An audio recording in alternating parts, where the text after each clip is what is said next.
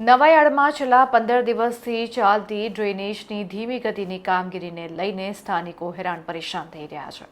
માંજલપુર વિસ્તારમાં દુઃખદ ઘટના ઘટ્યા બાદ તંત્ર દ્વારા કરવામાં આવેલ ખોદકામને પૂરી દેવામાં આવ્યું છે. જે કામ માટે ખોદકામ કર્યું હતું તે કામ ન થયું ત્યારે સ્થાનિક કોર્પોરેટર પુષ્પાબેન વાઘેલા અને હરીશભાઈ બંને કોર્પોરેટર સ્થળ ઉપર દોડી આવ્યા હતા અને સ્થાનિક લોકોને બાંહેધરી આપી હતી કે આજ સાંજ સુધી ડ્રેનેજની લાઇનની સમસ્યાનો છુટકારો અપાવશે, જેથી સ્થાનિક રહીશોમાં રાહતનો શ્વાસ જોવા મળ્યો હતો.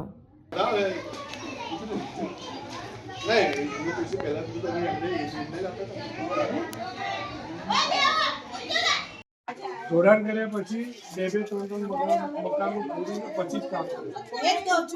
એક હાથે બધું જે ખોદેલું છે ને તમારું એ થાય.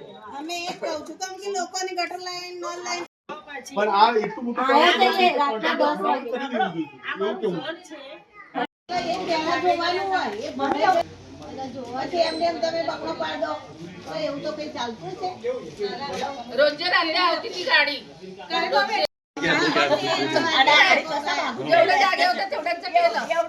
મેં રસોઈ કરતી હતી. પ્રમુખને તમે જેવું તેવું બોલો એવું ચાલે?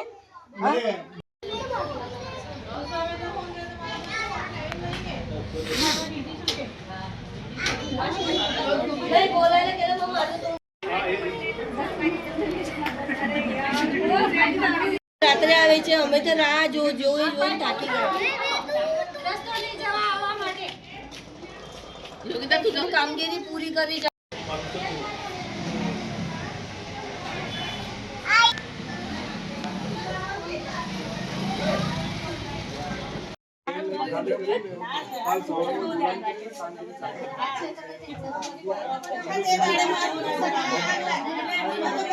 અહીંયા આ સરસ્વતી નગર છે.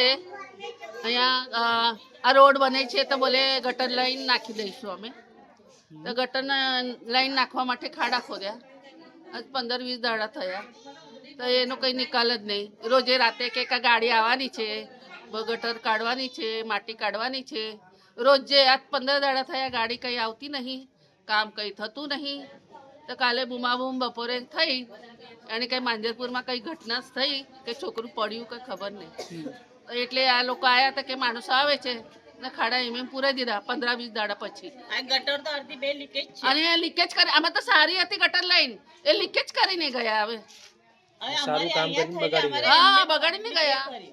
અહીંયા પણ આ ખાડો જ છે. નળનું કનેક્શન તોડી નાખ્યું ને તો અમે જાતે ખર્ચો કરીને આ નળનો કનેક્શન કર્યું, ખર્ચો કરીને પ્લમ્બરને બોલાવીને. તો એ કામ કોર્પોરેશનનું છે કે અમારું છે?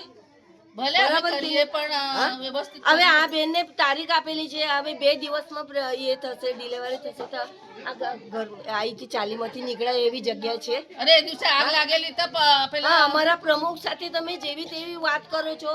એ રજા કરીને અમારા માટે અહીંયા ઊભા છે અને એ વાત કરે છે તો એને કઈ ઊંધું બોલવાનું હોય કે જે કરવું હોય એ કરી લેજો, અમે છાની છો. પછી કહે છે કે અમે ગામડે છે, એવું કહેવાતું હોય?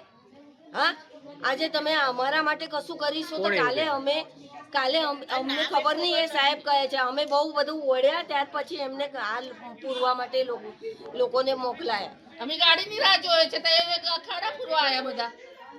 તો પછી કેવી રીતે અમે એ કરીએ? મારે પગનું ઓપરેશન થયું છે, હું ચાલી શકું? કેટલા દિવસથી શાકભાજી લેવા જતી નહીં. મારી નાની છોકરી છે, ઘરની બહાર નીકળવા નહીં દેતા. રાત દિવસ એને મોબાઈલ આપીને ઘરમાં બેસાડ રાખી. એના કોર્પોરેટર કે કોઈ જોવા નથી આવતું?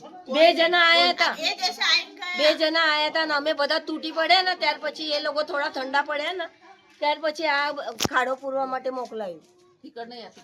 ખાડો પૂરવા માટે મોકલાયા તો એ ભાઈ બી ના પાડતા હતા રાત્રે કે અમે નહીં કરીએ કામ. પણ અમે બધા ઊંડા અમે બોલવા ચાલુ કર્યું ને ત્યાર પછી આ લોકોએ આટલા 2 ખાડા પૂરી ગયા. મારો પાઇપ પણ રાતે તોડી કાઢ્યો. ખચખચ પણ નાલીનો છે, આગાસીનો પેલું પાણી આવે છે ને વરસાદી, એનો પાઇપ પણ તોડી કાઢ્યો. જોરથી ખોસ કરીને તોડી કાઢ્યો. 12:30 વાગે અમે બહાર આવીને જોયું તો પાણીનો અવાજ ઘરમાં આવે. પછી આ ખાડો આખો ભરાઈ ગયો પાણીનો. મેં રસોઈ કરતી હતી, મારો બાબો ઘરમાં. હું બહાર આવી તો એ ખાડામાં પડીને આખા માટીનો ભરીને આવેલો. જોયું તે અરે રસ્તો જ નહીં. આ મારા પગનું ઓપરેશન થયું છે, હું કેવી રીતે જવું ના આવું? શાકભાજી લેવા જવાય નહીં, કશું નહીં. રસ્તો છે ને આ બેન પ્રેગ્નન્ટ છે એને હવે તારીખ આપી છે જબરદસ્તી અમે એમના જોડે એ ખાડો પુરાયો રાત્રે રોકાઈને અમે 3:30 વાગ્યા સુધી જાગતા હતા અહીંયા અને આ પ્રમુખ વાત કરે ને રાકેશભાઈ પાટેલ તો કે જે કરવું હોય એ કરી લેજો અમે આવવાના નથી અમે ઘડીમાં કહે છે હું છાની છું ઘડીમાં કહે છે હું ગામડે છું કોણ એવું કે છે? આ પેલા સાહેબ એવું કહેતા હતા ચશ્માવાળા શું નામ છે સાહેબ? ખબર નહીં હવે એમનું નામ શું છે હા એ લોકોએ ધ્યાન આપવું જોઈએ ને આજે 3 અઠવાડિયા થઈ ગયા ખાડા ખોદીને